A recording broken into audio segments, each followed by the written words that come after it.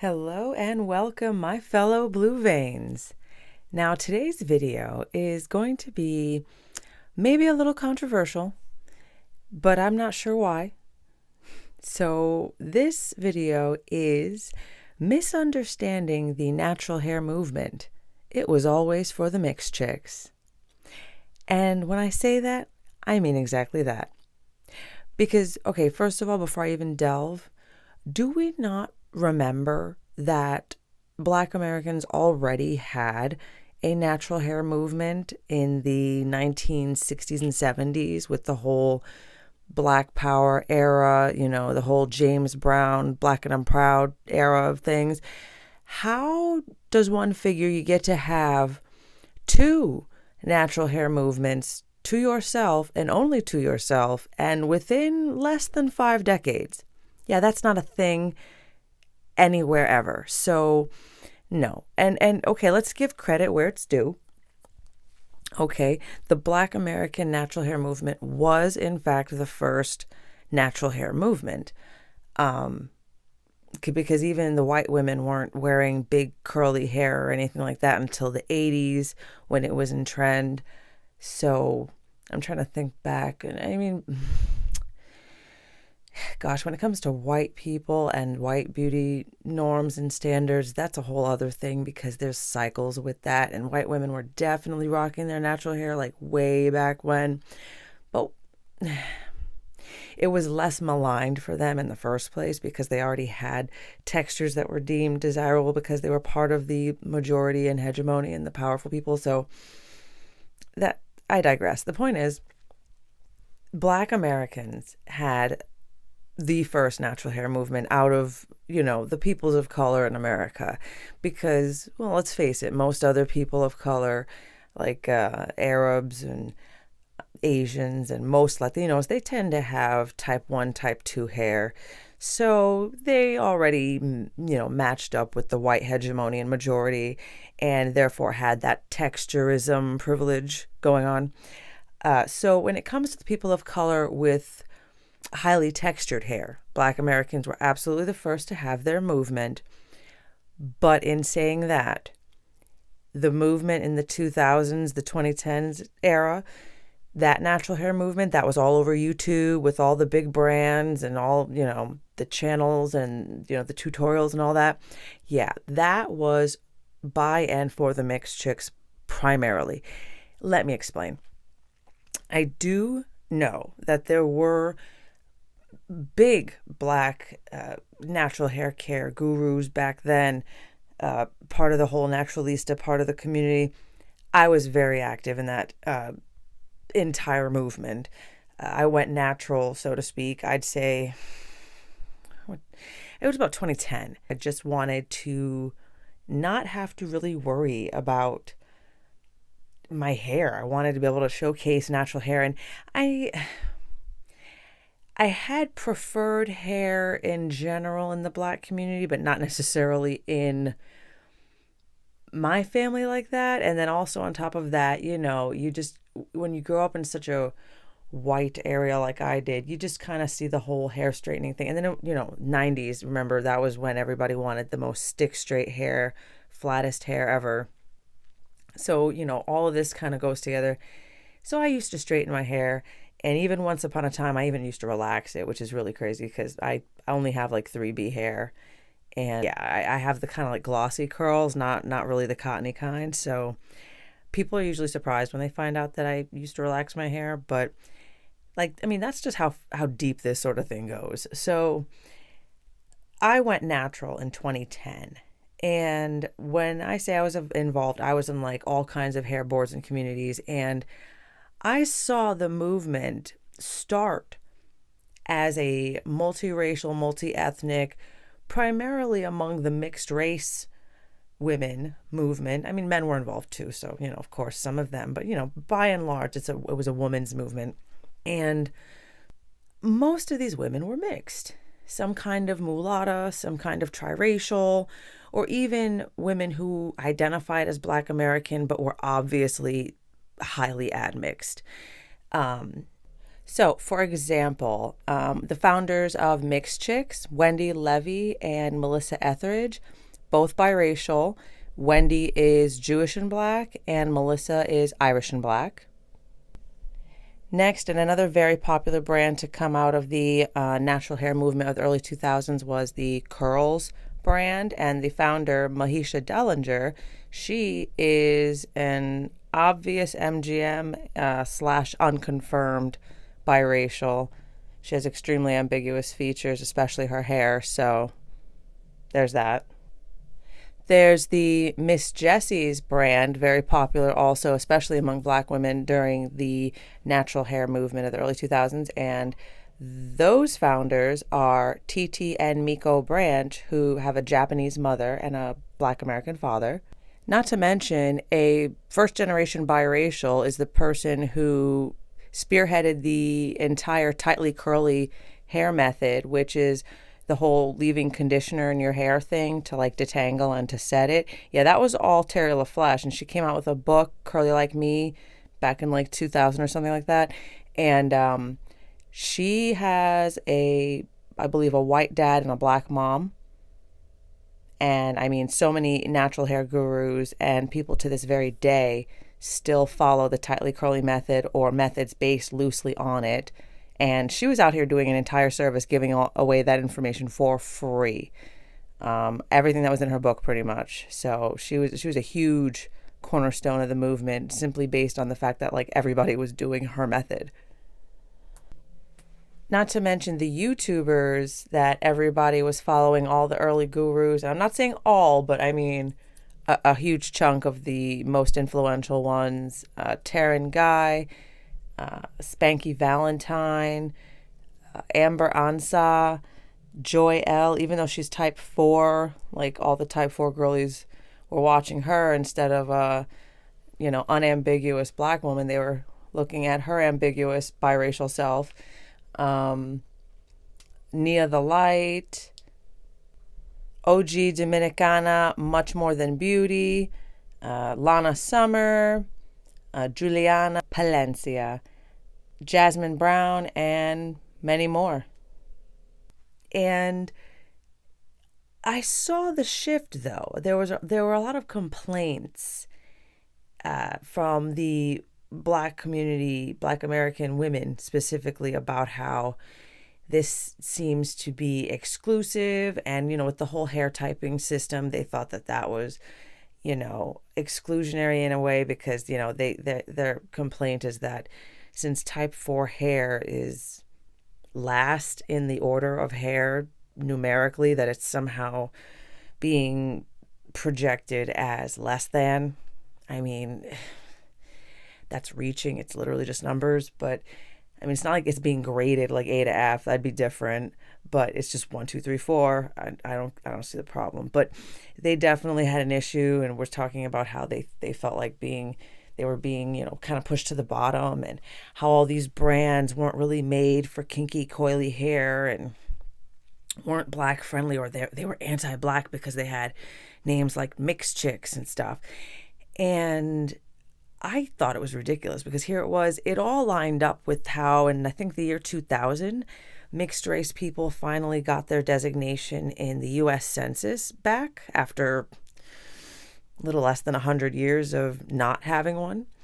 And I mean, and that was a huge push. A lot of white moms, especially of mixed children, were definitely pushing for that sort of separate designation. They didn't want to be erased as the ones who form and birth these children. I mean, how insulting to be erased. So a lot of that was spearheaded by them.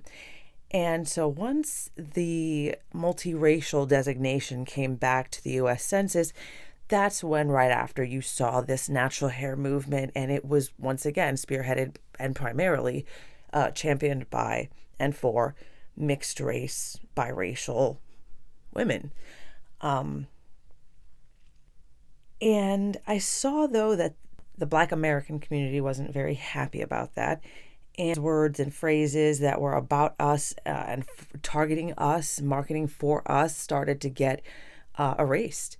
I remember the Curls brand. And when the Curls brand first started, I remember Mahisha Dillinger had all this, all these words in her website about, biracial and mixed race curls and that kind of thing. And within about a year after her product took off, I saw everything on that website change.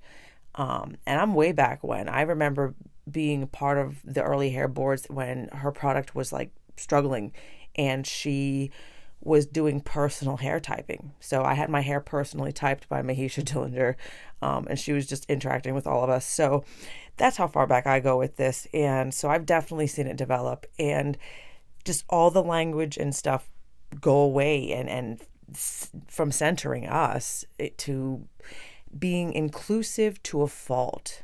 Now, all of a sudden, less than 15 years later, you have all these people saying that the natural hair movement was co-opted by mixed race women, and that once again we stole something and we're the representation when we weren't supposed to be. And it's like, oh no, I was around.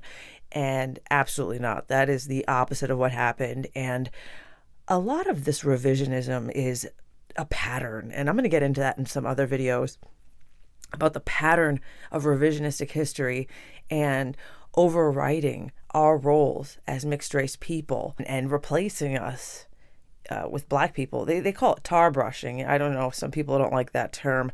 It's no different than whitewashing. So whitewash, tar brush, same thing, different, opposite concept. But the point is, a lot of mixed race people throughout history, anything, entertainment, we end up getting tar brushed because of political correctness, because of the remnants of the one drop rule, because of people being afraid to be seen as anti-black when it's absolutely ridiculous to be seen as anti-black for just having a space of your own. Like, that's ridiculous. So, yeah, a lot of that's a pattern. So the mixed race community is really who spearheaded and who maintained and sustained this most recent iteration of the natural hair movement. Now, there may be a resurgence. I have seen some videos popping up recently where black women seem to be wanting to reclaim the natural hair movement and kind of do it over, which, if you ask me, and okay, they're trying to like steer away from idolizing and idealizing type 2 and 3 hair. Mostly type 3, it seemed, because that was, I guess, the most attainable, the most passable. So I saw a lot of that, with this last natural hair movement, with the whole, insane amounts of shingling products, 5-10 different products in your hair, glooping them on, shingling them down, just really shellacking the naps until you can braid them into, and you're in the braids for like 5 days just to get a semblance and an imitation of a curl. That's a sad process, to be honest, when you think about the self-hate that it takes to go through that, because I can't imagine. So they realize it too, thankfully, and they're like, okay, we're going to do this again, but, try to do it right and really embrace our own texture. So I've seen some of that popping up. They're trying to go without the whole altering, the alteration methods that they've used, braid outs, twist outs, things like that. That'd be neat, honestly, because black women honestly look the best with their natural hair. I'm a believer that, your natural features just, they suit and complement each other. So when you go and radically change something, it tends to look a little off. So I think they look best with their natural hair anyway. So this will be good to see. And honestly, if they would have just held on to that black and proud message in the 70s and would have stuck with, they were doing afros and big, big fros. And it's like, if they would have just stuck with that, we wouldn't be seeing a need for a resurgence for a natural hair movement in the first place, And here's the other thing, too, that bothers me about this whole natural hair movement thing. Apparently, no other women outside of the black community are allowed to use those terms. Like, you're not allowed to say you're on a natural hair journey. Apparently, white women, Latin women, Asian women, nobody who's non-black can say that, which I find insane because it's like, okay, I understand the whole societal stigma thing and how Afro textured hair is, the hair that, needed the movement because of being stigmatized. I get that part. Okay. But nobody owns the word natural. Nobody owns natural hair. Like everybody has natural hair unless you've done something unnatural to it. So I think it's asinine to try to say, well, I have natural hair and I have a natural hair journey, but you, because you're a different race of human, you don't have natural hair. You don't have a natural hair journey you've ever been on. If you actually have ever grown up in any other community, white, Latin, Asian women, they straighten their hair. They religiously live by the flat iron and the blow dryer. A lot of them are deathly afraid of showing even a little bit of waviness in their hair. A lot of them in their community think it's like unkempt or just, if you want to go there, some of them, the stigma is because of looking like you might be mixed or might be part black or something. Like, oh my God, you've got some curl in your hair. What are you? So, it's a multi-layered thing, but they have their own issues with it. And if you've ever grown up with them, you've seen them fight their own natural hair too. And the hair coloring is a whole other level with white women. The whole blonde thing and the whole, like, it's more of a symbolic, like, being young thing, because a lot of white people are born with light hair that darkens over time. So a lot of white women really get, all up on them roots with the touch-ups and stuff because they're trying to keep on to youth and not necessarily just a certain white aesthetic. So there's a whole multi-layered thing for them with that too. So I find it crazy that the Black community is like, oh, nobody else is allowed to use those terms and nobody goes on a natural journey. It's like, are you insane? Plenty of people are fighting and dealing with their own group and community's issues and having to accept their features.